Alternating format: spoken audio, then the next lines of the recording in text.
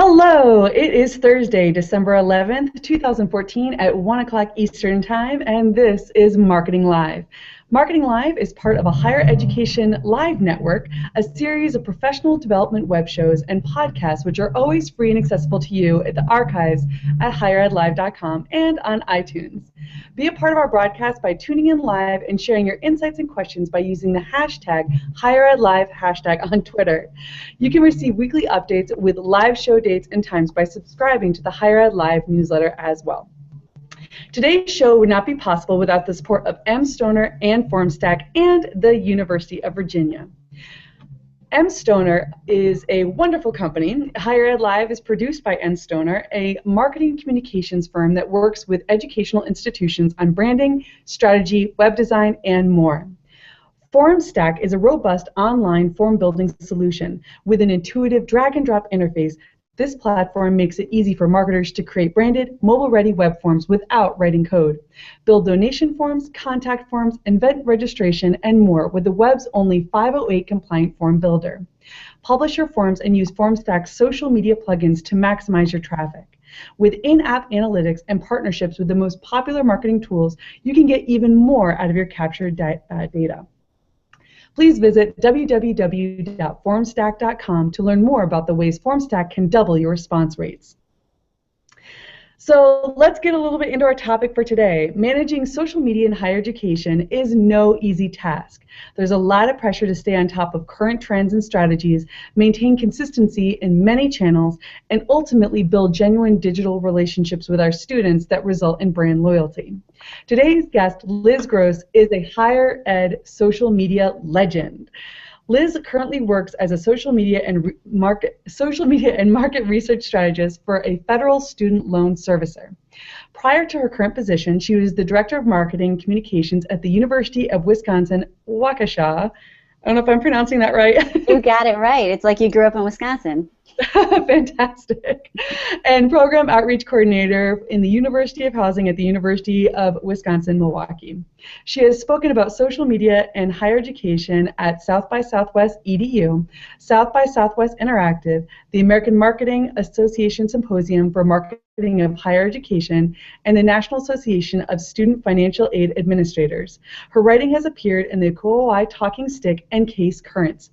Liz recently published her book, How to Manage Social Media and Higher Education, a guide for campus administrators.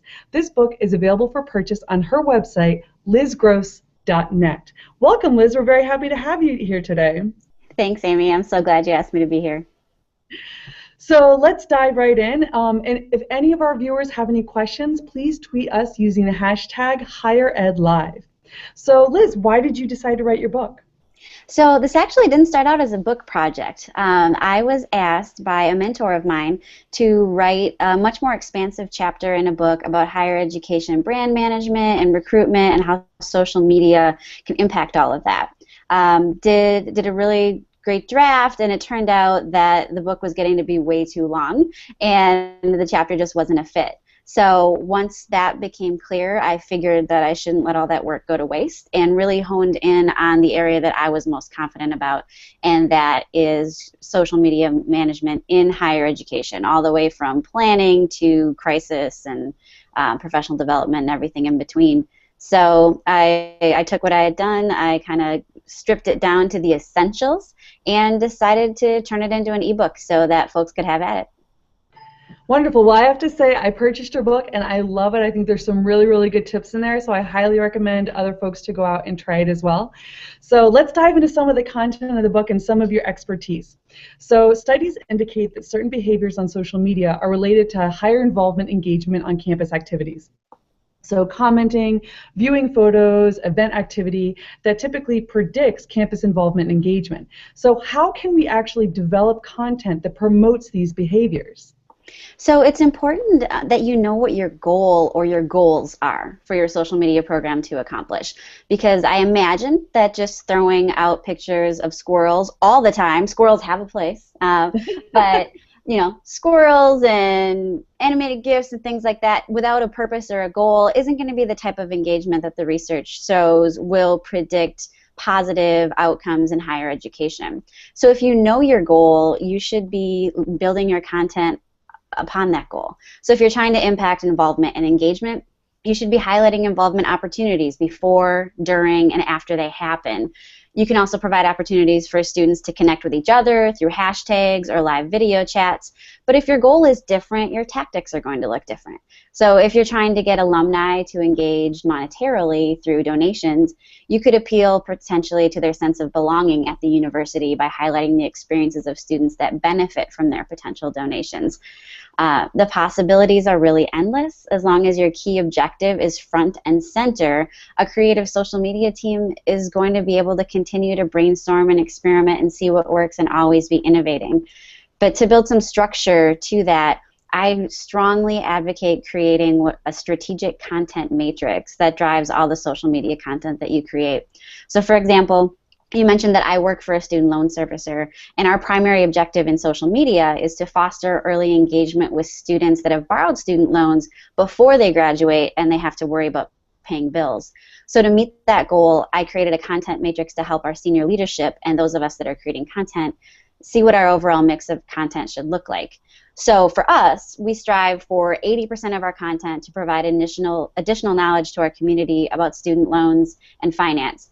And then 10% of our content promotes our products and services, 5% is miscellaneous related to holidays, special events, or super cute puppies, and 5% encourages proactive customer service solutions. In the book, I talk a lot more about this approach, and I actually provide a sample content matrix for a student leadership office, but it all comes down to your goals and objectives and then building out the type of content that works to achieve those. I have to say, I love that matrix. I'm going to start using it in my office. It's really good. It lets you get back to basics really quick if you kind of forget what you've been doing after you've been stuck in the weeds for a few months. Oh, definitely. And it's nice to be able to show the administrators, like, okay, here's what we're doing, here's what the plan is, here's how we're going to be going forward, to make sure that everyone's on the same page. So if they do see that, oh, there is a random picture of a puppy, or there is, but the most of our content is associated around one thing in the primary objective, it's a lot easier to get them on board. I love that. Mm-hmm.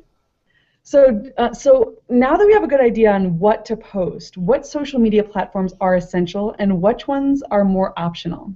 Got it. So I'm going to sound like a broken record here. It all depends on what your goals and objectives are, but in this case, particularly who your target audience is. So I really advocate looking to research that can show you objectively what types of platforms your target audience uses. Some of my particularly favorite sources for that type of research are the Pew Internet and American Life Project, EduCause's eCar reports about campus technology, and the Noel Levitt's e-expectations survey that comes out every year. Those are great sources that'll specifically tell you what students or people in your age group are using. But in most instances, a successful social media strategy will take advantage of multiple accounts on multiple platforms because, as you probably know, the social media landscape is becoming more and more fragmented.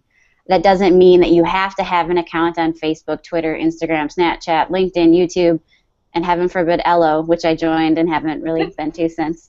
But it does mean that you're likely not going to have all your bases covered with just one program. So you need to do your research, and if you can, I highly advocate connecting with your primary audience directly if you already have touch points with them to find out where they'd like to hear from you.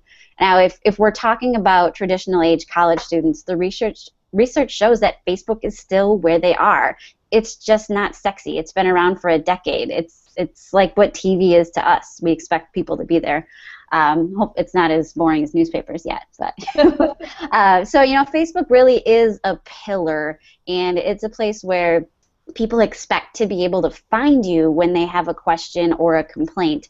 Beyond that, it really depends on your community and where they're going to be. I've seen some schools that need to be in 12 different places because they have such a varied and dispersed community.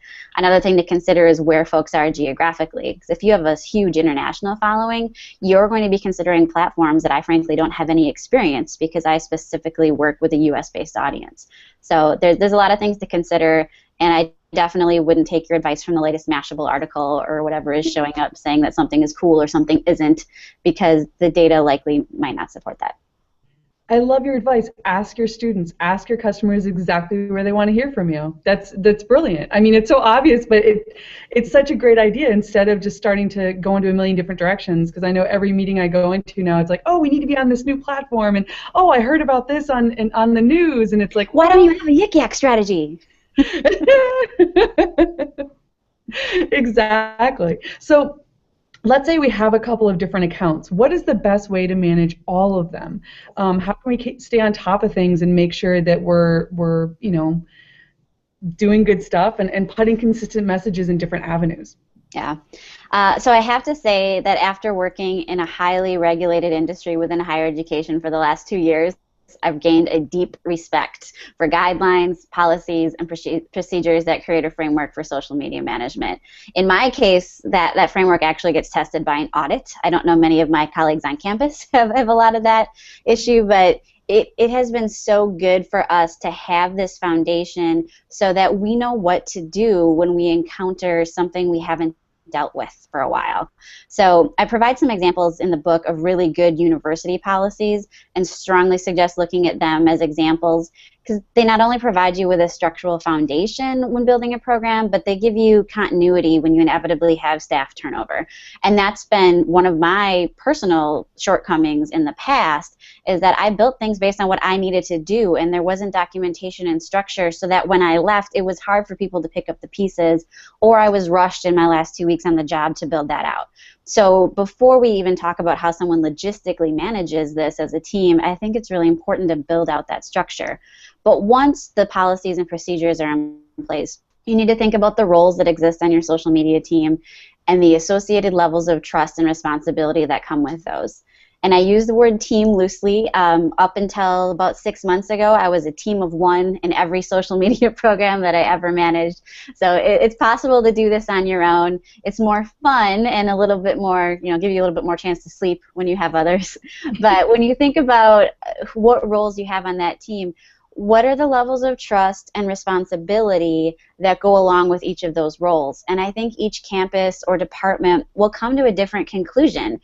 Some things people are going to think are strictly for full-time professionals, others are for graduate interns, and some campuses give trustworthy students full reign over some of their really highly visible accounts. And that's just a decision that needs to be made case by case, campus by campus. But it really should be clear once that decision has been made who has the ability and the expectation to directly manage the campus social media accounts and who simply contributes content or analyzes results. When it gets to the nitty-gritty of doing these things, for the last 5 years, I've worked on campuses and in organizations where we didn't have a lot of tech structure. We made do with Word documents and spreadsheets and lots of emails back and forth. But having done that, I'm at the point where I would highly advocate that if you want to save time and human resources, and you have more than one person managing more than one account, there's a lot of technology out there that can help you manage your content creation, publishing, engagement, and social listening, sometimes even measurement and reporting, and it's all over the place as far as what it costs and how hard it is to learn. So there's likely a solution that could work for you and could save you some time and frustration and actually money when it looks at how long it takes to manage something in Excel, which is what I had been doing for a long time. So, all right, so out of some of the different management programs, which ones would you recommend? Maybe one that has excellent reporting features, because I know right now I'm having to go through and get a whole bunch of analytics of our different accounts, and some of them are a little bit more robust than others, and sometimes I just can't find any analytics without having to pay a fortune. So. Mm-hmm.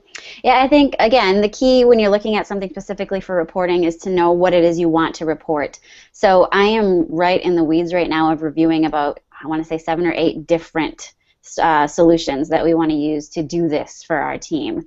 So I have looked at Hootsuite. We'll be looking at Spreadfast, looked at Sprout Social, looked at Meltwater, looked at Sysmos. Oh, I should have the list in front of me. Brand Watch, Radiant 6, pretty much everything that's out there that you'd have an option to use from all price ranges. Simply Measured was also in there. I've started to look at, and the only way I've been able to make sense of it is to have a matrix of what I need the tool to do and do the check off. And when I'm speaking with representatives from those companies, I send them my checklist. And I'm like, you need to tell me, can you do this or can you not? And it's amazing how thankful those representatives have been, because they're not, trying to feel out exactly what someone needs on the phone. So they really can help you determine if their product meets your needs. I would say that if you're not getting into super deep like text analysis, and you're not looking to have a giant social media listening center like Dell has, or like Cisco has, the tools that strike me as easy to use and fun to look at and providing the functionality you need are Hootsuite, although I've only looked at the enterprise level. Sprout can be really, really attractive to look at. And then I haven't tried it out yet, but I have, upon recommendations of other people, I have to say Spreadfast looks good too. So there are others if you're more interested in sophisticated social listening that can provide some better tools. But if your main concern is just managing the stuff and reporting on the stuff that you're doing, those tools are going to give you the basic analytics for Facebook, Twitter, Google+, YouTube, things like that. They're going to give you interesting engagement data, like how fast you're responding, how many mentions you get, things like that. Then they should be able to meet your needs. They've got a lot of data there. If you just want to play around and see what's out there, I will say that Simply Measured offers a decent amount of free reports if you just want to get an idea of what type of data you could have access to. So if you go to their account and click on the free area, they'll usually make you follow on Twitter or send a tweet or something like that, but then they'll give you some basic level data for free. Every couple of months you can hop back in and get a new one. That's awesome. So I have to know, what is on your checklist of things that you want companies to be able to provide? What are some things we should be looking at? So I'm trying to get them to do it all, I have to say that. So, so I'm interested in social listening, so monitoring mentions around our brand with instantaneous alerts so I can see what's happening, and then being able to report on that growth or decline over time, as well as our engagement with those mentions and how those mentions compare to our competitors that we're particularly concerned about. Then I am looking at someone to help me pull together the measurement, because right now, I'm working in a large company. We have a fairly small team, but we're still doing the insights export, the Twitter analytics, the random free tools here and there, and some things we're literally manually tracking. And I added up all the hours it's taking us to do it, and we need a tool. So looking to centralize that measurement, and then we're looking at content management. So being able to have more than one person doing things, because you can see on the dashboard, Susie's working on this, so don't touch it, Liz. Being able to create our content in advance, have someone review it and schedule it without having to send emails back and forth to people. I'm trying to think if I'm missing anything at this point. That's essentially everything I'm looking for, with the caveat that I also want to be able to do social promotions and sweepstakes. So there are very few tools that can do all of that, but there's lots of tools that pick out big pieces of it. So we do have some questions coming in from Twitter. We have one from Josh Konert, and I'm sorry if I mispronounce your last name, Josh, but he wants to know, what does the ideal team look like when it comes to building folks that are or having folks that are going to build content? So we're talking just about content. Well, I think you need a writer. It doesn't need to be someone with an English degree, but I know Ann Handley from Marketing Procs has a new book out right now called Everybody Writes. It needs to be someone who understands the importance of their writing and being understood, and writing with the appropriate voice for your brand. So every bit of content, whether it's visual or not, is likely going to have some bit of written word with it. So you need someone who you trust their writing, you trust their grammar, you trust things like that. And then you need someone who's just really creative and not necessarily is going out and getting the content that you're putting out there, but can think about all the different ways you can use it. And if that person is familiar with the different social networks you participate in, then that's even better, because they can think about how different types of content are specifically suited to each social network. But then what I think you really need are your subject matter experts. For me, that looks different because I'm talking about student loans, and I need people that know a lot of things about student loans. on a college campus, if your audience is current students, say, or prospective students, you need people that know what it's like to be a current student. and what's interesting there. So if you're trying to connect with students on campus and you do not have students as at least an advisor to your content team, if not a big part of your content team, I think you're missing a big opportunity, because this is also an area where there's a lot of job opportunities, and we need to be training our students to be prepared to do this type of thing professionally. So a writer, a creative, the subject matter expert, and then depending on the different formats of content, you may need some people with technical expertise, be that video or graphic design or photography. But if people have that creative piece and they understand what your point of view is, a lot of that can be done with very little technical expertise these days. So you just need to, all have the common objective, and if you've got those skills together, I think you'd have a rock star team. Excellent. So your book does mention something called social listening. So could you please tell us a little bit more about it and why you think it's so important? Absolutely.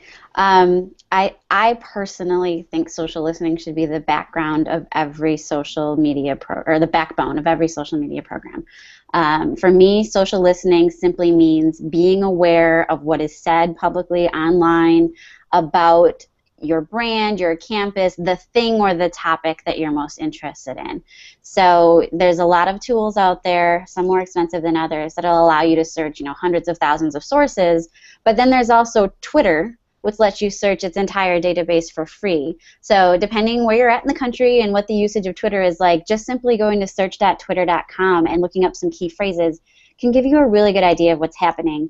And I'm so committed to social listening because I've always used it to provide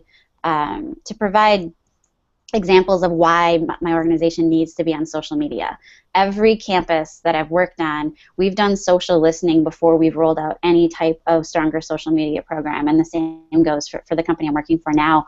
I know a financial aid office that used social listening for months just to show what people were saying specifically about their office and then about scholarships, financial aid, and student loans in a geographic location on Twitter right by them. It can really help folks answer the question of why should we be there, because people are going to social media to get answers, generally not from the source, because they're trusting their peers more. So if you're not listening and not willing to jump into those conversations or use those conversations to inform your other communications, you're really missing a huge opportunity. And it's not an expensive proposition. You can do a lot of it for free, and it's not an invasion of privacy, which I think some people who are less familiar with the medium might think, because everything that is being said is public. Particularly with folks at the freshman end of things, it might be an opportunity for education because they don't realize it's public. But there's just so much data out there about sentiment, about expectations, about values, about the things that we need to know to connect as good communicators, that if we don't pay attention to it, we're missing a huge amount of inputs into what we should be putting out as content. That's a really good point. All right, so we do have another question from Stacy Childress. What is your stance on maintaining a university Snapchat account? Any insights on strategy? So I tweeted this confession during an online conference a couple weeks ago. I have never used Snapchat. So everything I know about Snapchat is third-party data, because I have not opened it up and used it, because personally I have no use for it, and professionally I don't think student loan borrowers want to hear from us on Snapchat. So I don't have a stake in the game. I do have to say though that up until a few weeks ago, it seemed like, from what I knew about the platform, it was just an invasion of perceived privacy. But then I was a participant in the Higher Education Social Media online conference from Hired Experts a couple weeks ago. And I know his Twitter handle, I don't know his name off the top of my head, but at Dobiest was presenting about West Virginia University and how they use Snapchat and the different ways you can use Snapchat as an outgoing medium and as an incoming medium.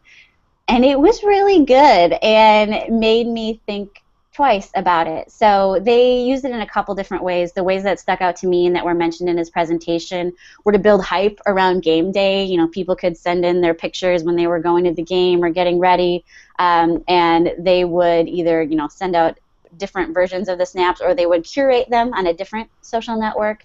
They played with the drawing function and did some really interesting school spirit stuff.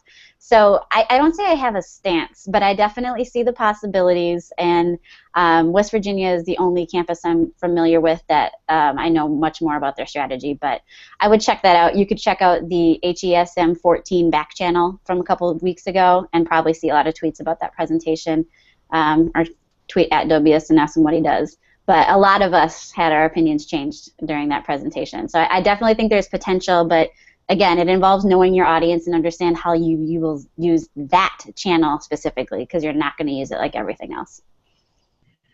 Perfect. Well, this is an excellent transition into a question that we have from Kimberly A. White on Twitter.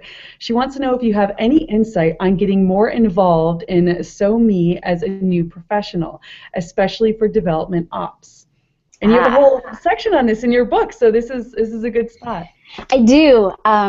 First and foremost, I think the community is the most valuable resource. When I started using social media on campus for marketing and recruitment and engagement, I want to say it was 2009, and the only way to learn was to connect with people. So I know Kimberly is active on Twitter, so definitely the HESM, Higher Ed Social Media hashtag, Case SMC, the Case Social Media chat are good places to learn. And then just follow, because the nuggets, there are some nuggets in those hashtags, but the nuggets are from watching how the individuals conduct themselves and getting into long, drawn-out conversations on an afternoon about someone's philosophy, like how to use Snapchat.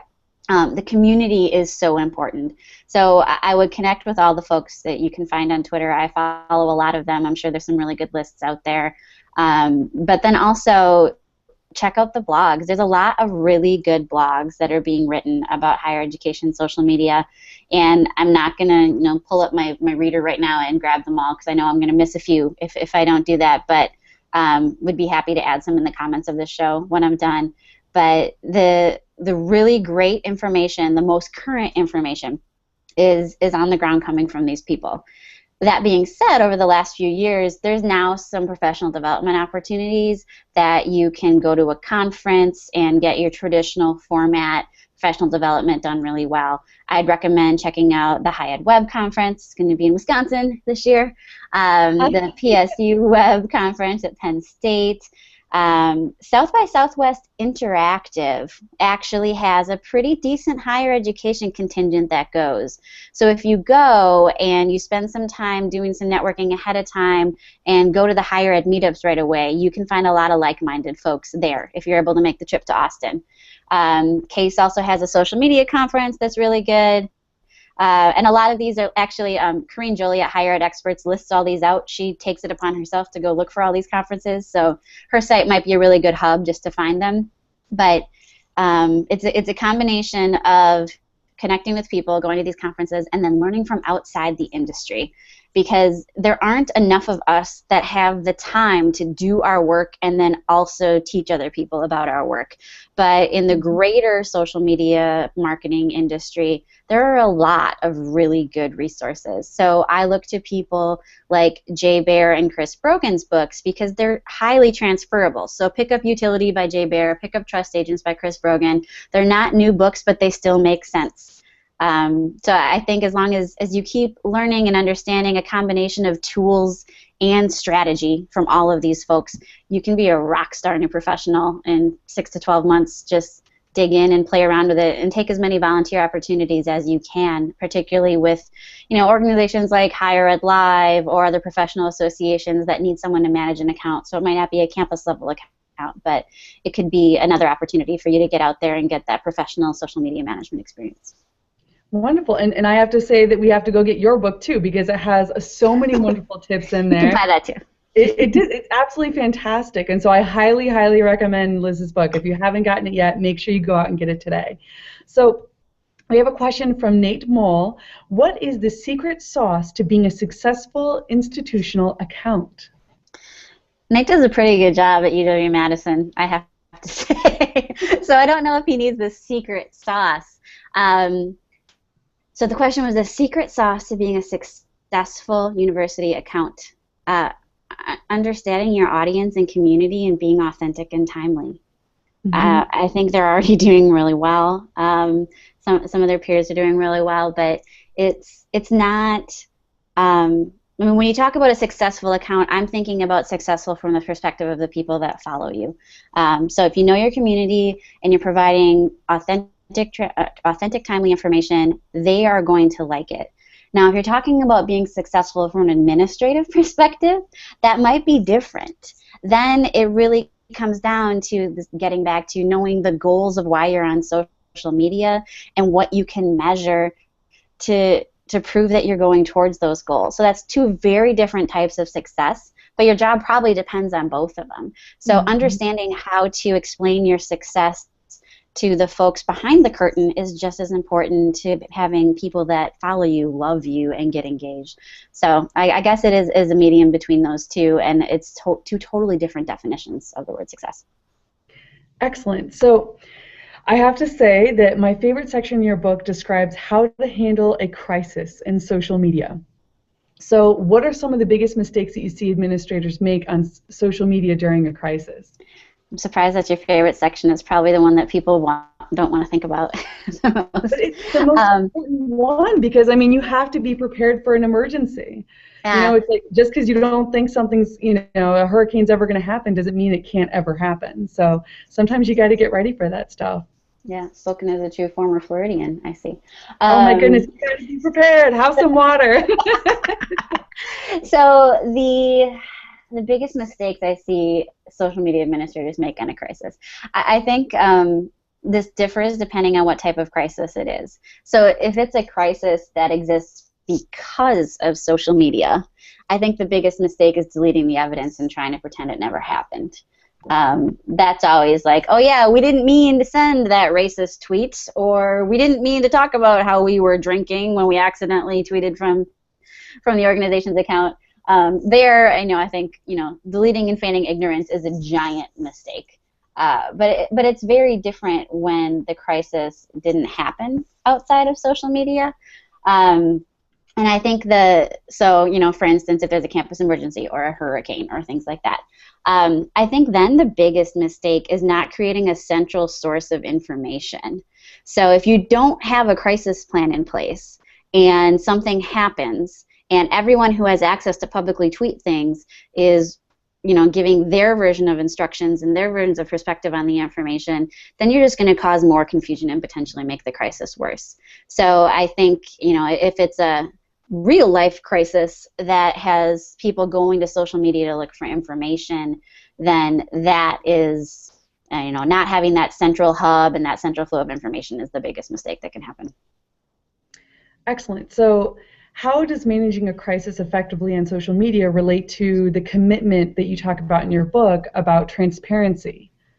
So I think they're definitely related because people look to social media in a crisis because they want to know what's going on.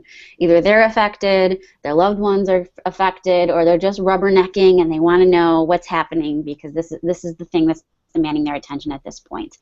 And if you, meaning the person or the organization whose account is providing information about the crisis, aren't willing to be transparent about what events are transpiring, then the community is going to look to other potentially less credible sources. So if you have information and you're not able to share it but others will, then you've lost the control of the crisis in that situation.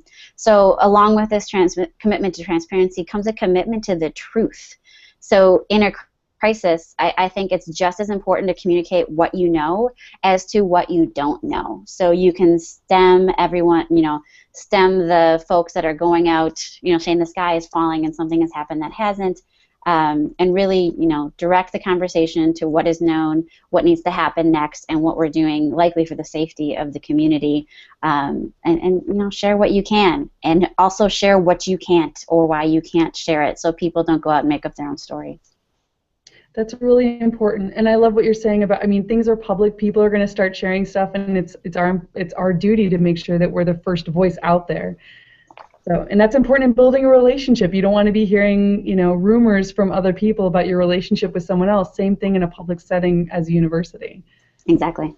That's excellent. So, do you have any good examples of universities that do a really great job of managing their social media accounts, and why do you think they're so impressive? Sure. So I want to start the answer to this question with a caveat that I don't regularly go out and review campus social media accounts to look for best practices. So I tend to be drawn to the work that's done by my friends and my colleagues, or is highlighted in conferences or a publication that I come across. So I'm sure there's awesome people that I'm not going to highlight simply because they're not in my feed every single day. So apparently Nate is watching, but I wanted to say that I think my friends at Marquette and Madison are doing an excellent job of managing social media and representing Wisconsin proud. They do well because they balance an insider's view of campus with the types of promotional and newsworthy material that we expect to see from a university. They're not afraid to engage with each other, which is why I bring them up together, because in some ways they're academic rivals. People apply to both institutions.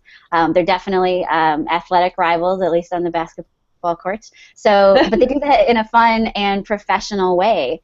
So they have slightly different methods of managing their campus-wide social media activity, but they manage to create a unified message from both the campus-level accounts and the departments and organizations that manage their own social media, because they do not, from my understanding, have a top-down approach where the folks at the top are determining what the folks in housing are putting out. But they do work to get everyone on the same page and have a vision, and they've got user groups and technology in place to help work on that. So those, they're on either side of I-94 for me, and I attended one of the institutions, so I have to call them out. At a departmental level, I spend a lot of time talking about social media and financial aid offices because of my day job. So I see a lot of financial aid Twitter accounts, and I really like what Mizzou and Michigan State University are doing for social media with the financial aid office. Michigan State has, I don't know if it's Twitter Tuesdays or Twitter Thursdays, but it's a TT, and they have open office hours on Twitter to talk about the complicated subject of financial aid. Mizzou is doing proactive social listening and reaching out to help people and picking up the phone when it's not appropriate to provide the answer on Twitter, as it often is with financial matters. Mizzou also has learned how to create content that drives people to learn about all the, the yucky financial aid stuff. So they have Free Money Fridays where they put out a bunch of scholarship information, and students know to follow them to see that. But then throughout the week, they see the rest of financial aid information, and they repurpose it in a really smart way too, because they have the Twitter feed on their website. So folks know about Free Money Fridays, but not everyone is on Twitter. They do know that on Fridays they can go to the Mizzou website and see a new scholarship being posted every hour, so they can see what's going on. And then I'd also say I'd be silly if I didn't talk about the work that Oberlin does. I think they put students front and center through their blogging platform, through their live interactive campus preview events. And I swear the more I'm online, the more it seems like everyone has something to do with Oberlin at some point in time except me. So they're doing a really great job. And I think a lot of that is because Mayanne, who's running their stuff, she loves her school. She's an alum. She loves what they do. She's fully committed, and that shows through everything that they do. So when you've got someone in charge that loves their job and loves the institution, it's really hard not to be hitting it out of the park. I love that. We do have one other question from Jerry Bauer. How do you deal with the dormant accounts that started in the pre-SoMe policy days? Ooh. I think my answer, I'm assuming you don't know who owns that account. Otherwise, it'd be easier to work with. So I'm going to work under that assumption. The really hard, clearly you're going to go in and if it's dormant, you're going to go in and say, and determine who should be owning that account and try to get the password and all of those things. And you're going to be hitting yourself against the wall, your head against the wall. You're not going to be able to figure that out. It actually can be worthwhile to reach out to people that work at these social networks. It can take a few tries, but particularly if you're integrated in the community, you might know someone who knows someone who knows someone. Like, I have to say, if I had that problem with a Twitter account, I'd be talking to the guy I know who works at Twitter and bugging him until he would get me in touch with someone that could at least give me the email address associated with it. You might have to pull in some other resources, and actually trying to reach out to the platform in the first place would probably be your best bet. Excellent. All right, let me see. Trying to go through all the different comments that we have on there. All right, so let's dive a little bit more into the questions again. You teach a course for higheredexperts.com about social media measurement in higher ed. And I would strongly encourage our viewers to check it out. And to give a quick sample, can you give us an idea on the most important 2 or 3 measurements that we should consider to assess social media return on investment? So this is, I've kind of gotten on the soapbox with ROI in higher education, particularly in regards to social media, because ROI at its core, it's a financial equation. It is your investment in dollars and your return on dollars and a mathematical computation of those 2 things. So if you don't have an objective that can be quantified financially, it really is impossible to actually calculate ROI. And I think that makes it very hard for a lot of campuses. So it's easy to do when you're seeking money, like in university advancement, or if you're selling something like some campus auxiliary services might do. Bookstore could probably figure out some social ROI. Or if you've managed to quantify the value of an outcome. So if your campus does know what an accepted offer of admission is worth for a matriculated student, then you could figure that out. So if these transactions, I would say, I know that's not how we think about them, but if the way to complete the objective that has been quantified is done online, it's absolutely essential to track goal conversions in your web analytics platform, whether that's Google Analytics or something else, and also identify the source of those conversions, either in whole or in part. And you can do that through the use of UTM parameters for online campaign tracking. And this is where we get all nerdy. So that, I think, driving the cause to the effect and tying it together as much as possible to see what effect social has on the bottom line is how you would assess social media ROI. But if your outcomes are not completely financial, if they're brand awareness, engagement, or increased web traffic, then this really becomes more of a customized process to figure out how you're going to say if you're meeting your objective. You can't say ROI, but you can talk about progress towards goals. So that's why in the class we actually spend the entire first week on setting up our objectives and determining the metrics that are important to measure progress towards those objectives. So what I'm really excited about in this class is that in that first week, each student is going to work through that process for their own program. And then we'll talk about how to measure it and how to report on it. And at the end of the 4-week class, every student will end up with a personalized plan for social media measurement at their institution. So it's really hands-on work. It's applicable to the work they do, and I'm really excited to teach it, mostly because I've already done a class on my own at Higher Ed Experts. I took the web analytics course when I was just getting into this whole idea of what does it mean when I send someone to the website, like how do I show what they did, and I have been able to use what I got in that 4-week class at 2 of my positions already, and I've been able to hold my own with the folks that work in our development team and explain to them how to measure communications. So I'm really excited to be able to start to contribute to that specifically about social media. So if folks want to check that out, it's higheredexperts.com/SMMHE if you want to check out the class. The first session's in January, but we'll be offering them about once a month throughout the year. Wonderful. All right, great. And I have to say, I love that you keep going back to the goals. It just never surprises me, the different institutions I've worked at. There's never always a very clear, defined goal of what we want our users to do. And that's what's so critical. If we don't have a very clear goal, then we can't build communication, we can't build marketing messages, we can't build programming that's meant to help deliver, that goal. So I love that you keep going back to that. If you want to know what to measure, measure your goal. Yep. I will teach everyone else to sound like a broken record as well. But maybe we need a product that's some kind of like big foam hammer. It's like, what's the goal? And that's what you bring to your meetings when folks want to talk about what's happening next. I would buy so many of those. I know a guy that can make them for us. So.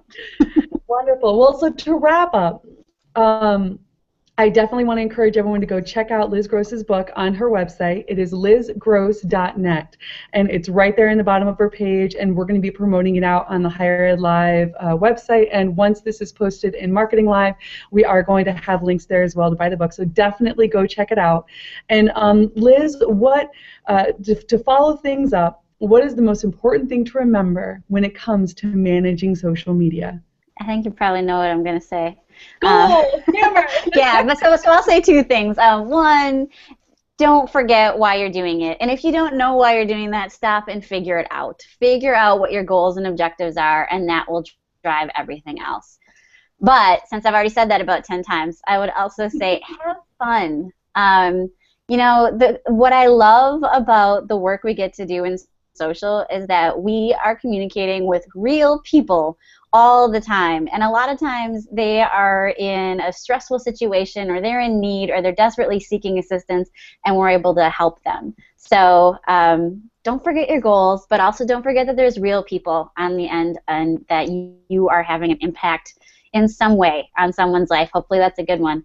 And you know, it's a new adventure every day. So keep having fun and keep experimenting. Wonderful. Well, as always, it's been an absolute pleasure.